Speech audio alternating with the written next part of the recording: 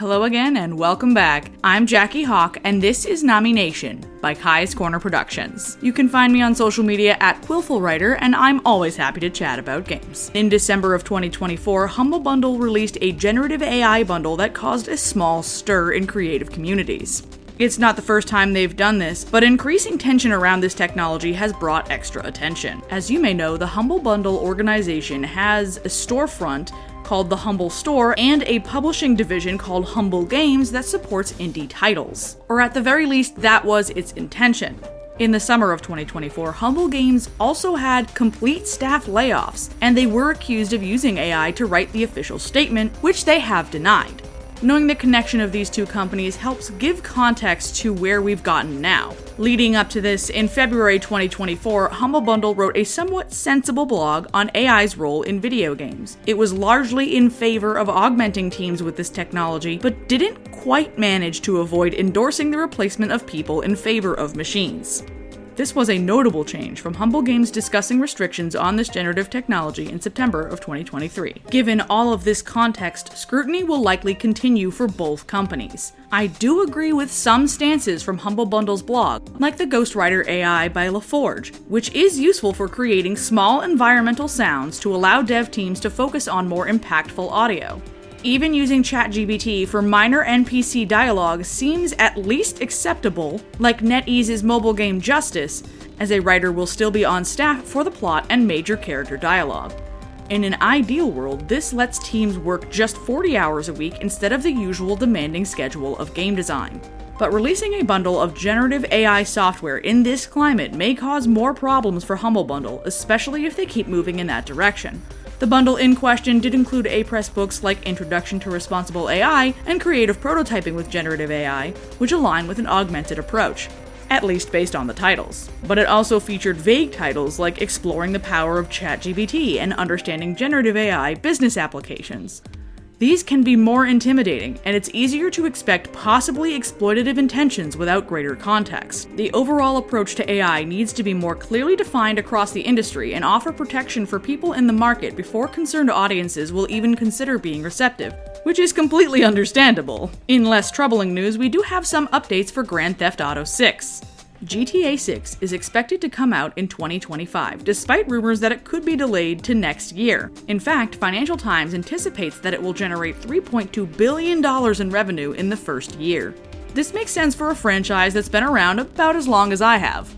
Of course, there are several factors at play that could impact this game and others. Sales at popular companies like Sega and the Embracer Group, which made Tomb Raider, have been slightly lower than expected.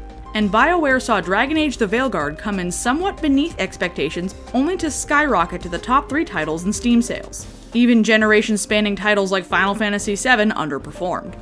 The possibility of US tariffs could make it worse, since they impact imported goods like the discs, consoles, and computers that games rely on. That said, it does look like GTA 6 will stay on track and release in 2025. The senior talent acquisition specialist at Rockstar Games has said it will be, quote, one of the most exciting years, close quote, at the business.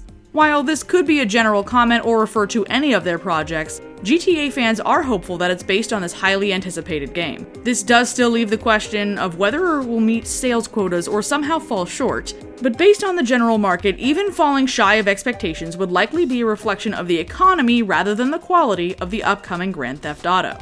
Another much-anticipated title is Doom and the Dark Ages, the 8th game set to release in 2025. This is a prequel to the 2016 reboot, delving into events between Doom 64 and that more modern title.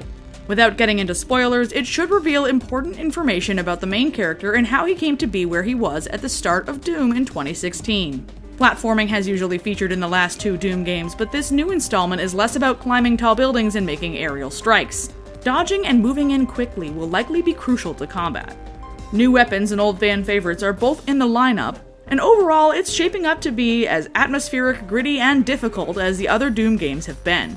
Leading up to a known ending offers some fun narrative opportunities as well. Being fully aware of where this story is going can help build that tension as you fight your way through Doom the Dark Ages.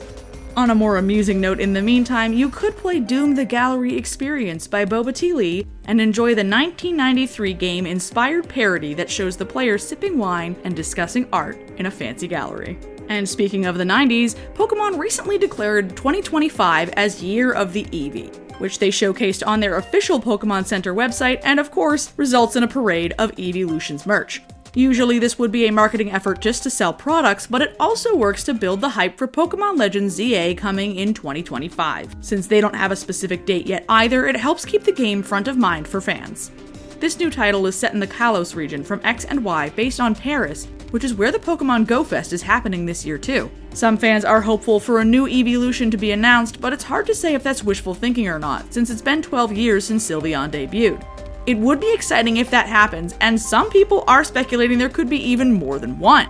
As for the game itself, the running theory is that there will be some kind of announcement on Pokemon Day, February 27th at the earliest. With it also being Year of the Eevee, there's no real way to tell exactly what that announcement could be about, if it happens at all.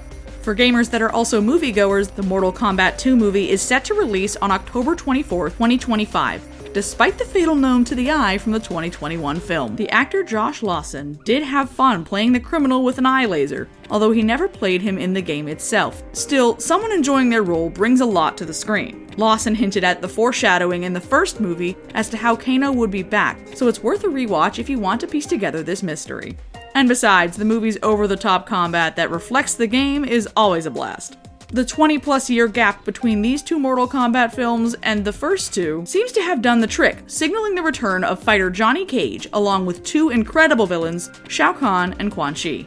Whatever comes from this sequel, it will be fun to see the battles play out. Wrapping it up on a sweet note, Kung Fu Tea has kicked off a line of Monster Hunter teas in the continued trend of releasing themed beverages. They also did this for Princess Peach Showtime and Kirby as two examples.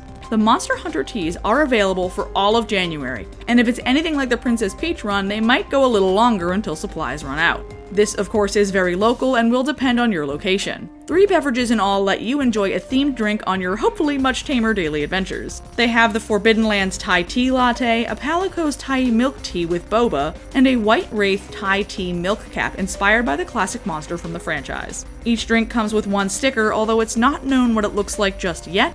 You might get lucky and see someone share theirs on social media. Monster Hunter Wilds won't be released until February 28th, but this is a fun marketing campaign in the meantime. Stay up to date with all kinds of gaming news when you subscribe to our podcast available on multiple platforms, and for more entertainment content, check out the KKP YouTube channel.